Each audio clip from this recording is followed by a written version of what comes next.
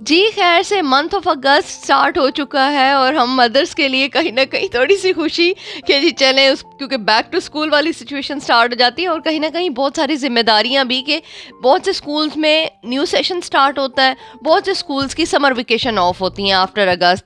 सो मेरे बच्चों का न्यू सेशन स्टार्ट होता है, उसकी कैसे तैयारियाँ करते हैं, कैसे नो यूज़ आर्टिकल को यूज़ करते हुए हम अपनी चीज़ें प्रिपेयर करते हैं, न्यू बुक्स लेनी होती हैं। सो बहुत सारा काम होता है। सो आज मैं आपको किस तरह से मैं स्कूल जाने से पहले उनकी अरेंजमेंट करती हूँ।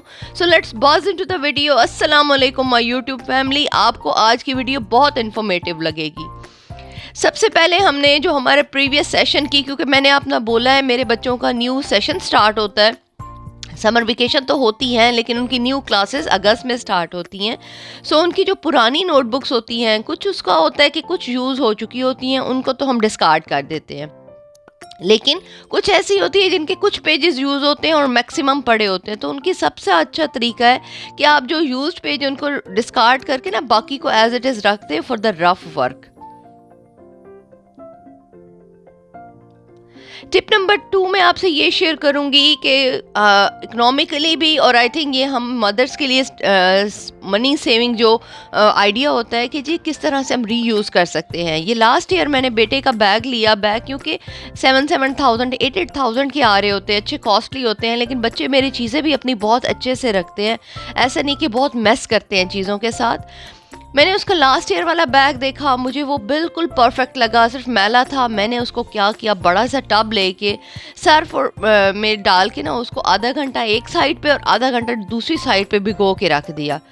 उसके बाद मैंने कपड़ों वाला ब्रश जो होता है उससे सारी उसकी अच्छे से रगड़ रगड़ के सफाई की, अंदर से सारे बैग्स की जिप्स खोल खोल के सफाई की और उसको धूप में सूखने के लिए रख दिया। तो इतना नया बैग मेरा निकल आया। बेटी का बैग एक नया लिया था क्योंकि उसको ट्रॉली वाले नहीं चाहिए, because she is in lower form 3, तो उसके लिए हैंड बैग उसके लिए फिजिबल था कि मुझे मम्मा ट्रॉली वाला नहीं चाहिए।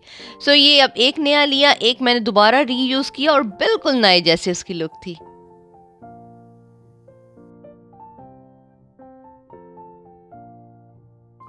अच्छा जी, नेक्स्ट टिप आप सबके लिए भी है। मैं क्या करती हूँ कि मेरे 2 बच्चे हैं, मैं उनकी सेपरेट फाइल्स लाइक उनके जो सर्टिफिकेट्स उनको मिलते हैं, जो भी वो अपने पार्टिसिपेट करते हैं स्कूल में, लाइक वो आर्ट कंपटीशन हो, स्पीच कंपटीशन हो या मुख्तलिफ़ किस्म की गेम्स में, तो उनके सर्टिफिकेट्स का मैंने अलहदा फ़ोल्डर बना के रखा हुआ है।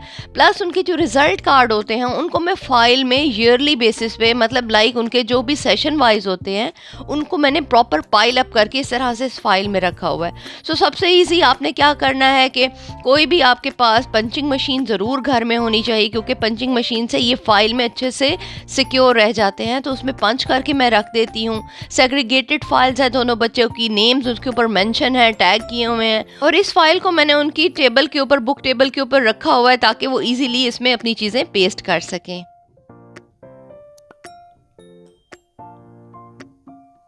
अच्छा जी, ज़रूरी नेक्स्ट जो आपसे टिप्स शेयर करने जा रही हूँ, जो मैं प्रैक्टिस करती हूँ, पिछले दिनों मैंने एक ऑर्गेनाइज़र की आपसे शेयर की थी लास्ट वीडियो।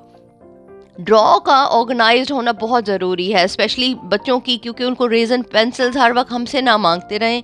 उनको ख़ुद पता हो कि जी हमारी ज्योमेट्री बॉक्स में ख़त्म हो रही हैं चीज़ें, लेकिन ये कि ख़त्म हो रही हैं उसको किस तरह से हमने उठाना है, हमने उनको वेस्ट भी नहीं करना, इस तरह से भी उनकी हैबिट डेवलप करनी है। तो उसके लिए ज़बरदस्त सा ड्रॉ ऑर्गेनाइज़र बनाने जा रहे हैं। ये आप किसी भी बेकरी से बिस्किट्स वगैरह लेते हैं या केक रस वगैरह लेते हैं तो ये बॉक्सेस मिल जाते हैं और बड़े स्टर्डी किस्म के बॉक्स होते हैं। इसको मैंने डबल टेप से नीचे पहले ड्रॉ को साफ़ किया, उसके बाद मैंने इसको डबल टेप से चिपका दिया ताकि ये मूव ना हो। एक और आप बॉक्स देख रहे हैं, लास्ट वीडियो में मैंने ऑर्गेनाइज़र बनाया, एक और ऑर्गेनाइज़र इस बल्ब के बॉक्स से बनाने जा रही हूँ। ये मेरे पास बल्ब वाला बॉक्स पड़ा था, इसको पहले नीचे से टेप कर दी और इसको उसके बाद मैंने कवर कर दिया था। दोबारा नीचे से मैंने डबल टेप लगा के इसको भी पेस्ट कर दिया ताकि चीज़ें फिक्स ना है, ड्रॉ में चीज़ें इधर से उधर मूव ना हो। बस अकॉर्डिंग टू योर नीड, जो भी आपकी नीड है, पेंसिल्स अलहदा कर दी, इरेज़र अलहदा कर दिए, कलर पेंसिल्स का सेपरेट मैंने एक पुराना ज्योमेट्री बॉक्स था, एक अलहदा पाउच में भी, क्योंकि बच्चों की ये चीज़ें बहुत यूज़ होती हैं। तो सारी चीज़ें सेग्रीगेट होके मेरी ड्रॉ में सारी सेट हो गई थी। अब जैसे बच्चे खोलेंगे उनको पता होगा जी क्या चीज़ कहाँ पड़ी है और ईज़िली उनके लिए एक हल निकल आएगा। थोड़ी सी टिप्स एंड ट्रिक्स को और घर की ही चीज़ों को रीयूज़ करके हमने ये ऑर्गेनाइज़र रेडी किया। अच्छा जी, एक और आपसे टिप शेयर करने जा रही हूँ। बच्चों के इस तरह से एक्रेलिक पेंट्स की जब बॉक्सेस होते हैं वो बड़े लंबे से होते हैं, जगह बहुत ज़्यादा कंज्यूम करते हैं, स्पेस हमारी ऑक्यूपाई करते हैं। उसके लिए मैंने छोटे से प्लास्टिक की बॉक्स ली, क्योंकि ये खुद भी ट्यूब्स छोटी छोटी थी। उस प्लास्टिक की बॉक्स का देखिए लेंथ भी उससे कम हो गई, मेरी जगह भी कम उसमें यूज़ करेगी और कबर्ड सेट रहेगी। एक और बहुत मज़े का आपसे टिप शेयर करने जा रही हूँ कि हम जब कपड़े परचेज़ करते हैं, ब्रांडेड कपड़े होते हैं, उनके साथ टैग्स होते हैं। स्पेशली मर्दों के जब कपड़े लें और वो टैग्स बहुत अच्छे, बहुत सॉलिड और बड़े अच्छा स्टफ़ के साथ होते हैं। इनको इजीली यूज़ करते हुए बुक मार्क बनाएंगे। कुछ टैग्स तो बहुत अच्छे थे, उनके ऊपर कुछ नेम भी नहीं लिखा हुआ होता कंपनी का, जिस भी ब्रांड से हम लेते हैं, तो वो एज इट इज़ भी हम यूज़ कर सकते हैं, क्योंकि उनके साथ वो ब्लैक कलर का उनका थ्रेड भी लगा हुआ होता है। अदरवाइज इसको हम किसी भी चार्ट पेपर में या किसी भी ग्लेस पेपर में रैप भी कर सकते हैं और हमारा ज़बरदस्त सा टैग्स को यूज़ करते हुए उनको बुक मार्क बना लिया। और अच्छा, एक और ये भी था, कुछ भी नहीं था, प्लेन वाइट था, इसके ऊपर अमाउंट की वो जो टैग लगा हुआ होता है वो मैंने उतार लिया था, बाकी मेरा ब्लैक कलर का प्लेन बुक मार्क रेडी हो गया। अच्छा, मैं ज़रूर प्रैक्टिस करती हूँ कि जो ज्योमेट्री बॉक्सेस होते हैं, क्योंकि बच्चों की चीज़ें बुक शॉप्स पे चीज़ें सारी सेम होती हैं न, उनके ज्योमेट्री बॉक्स सेम सेम आते हैं, तो मैं बच्चों के इस तरह से वही टैग्स को यूज़ करते हुए उनका नेम लिख के उसके ऊपर स्कॉच टेप लगा देती हूँ, ताकि ये मिक्स भी ना हो, बच्चों को भी पता हो कि ये मेरा ज्योमेट्री बॉक्स है, ताकि किसी और बच्चे का अगर सेम भी है तो ये प्रॉब्लम उन्हें फेस ना करनी पड़े। सो ये देखें, अब ये दूसरा उसको मैं हाफ कर दूंगी। ऊपर वाला पोर्शन सारा वाइट था, ये पोलो की शर्ट थी हस्बैंड की। सो ये उसके ऊपर मैं बेटे का नाम लिख दूंगी और ये इजी हो जाएगा बेटे के लिए भी और बच्चों के लिए भी। अच्छा, नेक्स्ट मैं ज़रूर प्रैक्टिस करती हूँ क्योंकि स्टेशनरी बच्चे लेके जाते हैं और स्कूल में, क्योंकि उनको स्कूल में भी स्टेशनरी हमने सबमिट करानी होती है कि वहीं से वो टीचर पेंसिल्स और सब कुछ दे रही होती हैं, तो मैं उनको लेबल करके देती हूँ ताकि बेटे मेरे को भी पता हो। मैं यहाँ नेम के इनिशियल्स के साथ ना ऊपर टेप लगा देती हूँ, परमानेंट मार्कर के साथ लिख के नेम इनिशियल, क्योंकि पूरा नेम लिखो तो लंबा हो जाता है, उनके लिख के बच्चे को भी पता होता है, क्योंकि सेम सेम चीज़ें रिपीट हो रही होती हैं, तो वो कुछ वो कहते हैं कि जी मेरी है, तो इस तरह से प्रॉब्लम बढ़ती है। ये मैंने फेस की।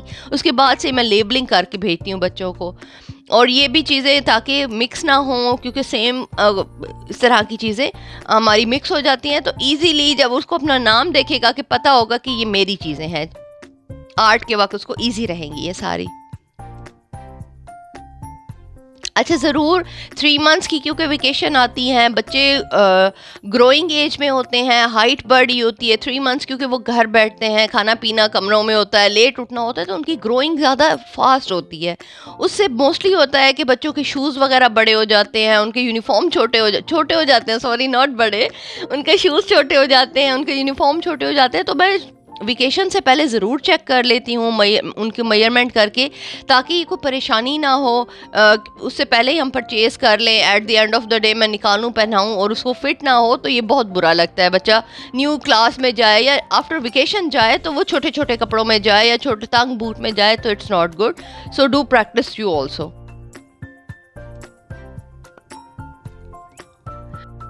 लास्ट चीज़ ज़रूर, नोटबुक्स को अगर न्यू सेशन स्टार्ट हुआ है या आपका समर वेकेशन के बाद, ज़रूर मैं नोटबुक्स के ऊपर कवर चढ़ा के उनको भेजती हूँ। स्कूल में टैगिंग हो जाती है, स्कूल वाले नेम टैग्स के साथ लगा देते हैं, मैं नेम अंदर लिख देती हूँ पेन से, फिर वो टैग लगा के दे देते हैं, और इतना अच्छा ये रहती है, नोटबुक्स ख़राब नहीं होती, और हमारी बुक्स को बाइंडिंग करवाना भी ज़रूरी होता है। ये सारी छोटे छोटे टिप्स एंड ट्रिक्स को फॉलो करते हुए अपनी लाइफ इजी बनाते हैं, घर को ऑर्गेनाइज रखते हैं, प्लस बच्चों में भी ये रिस्पॉन्सिबिलिटी आती है कि चीज़ों को ऑर्गेनाइज करके हमने रखना है। So this was all about today's video, hope you like it, do subscribe my channel. इस तरह की इन्फॉर्मेटिव वीडियो के साथ आती रहूँगी। अपना सपोर्ट दे दीजिएगा, कमेंट्स में आके ज़रूर बताइएगा कि वीडियो आपको कैसी लगी, सजेशन कैसे लगे, रीयूज़ करने का आइडिया कैसा लगा। अपना ख्याल रखिएगा। नेक्स्ट वीडियो तक अल्लाह हाफिज़ एंड टेक केयर।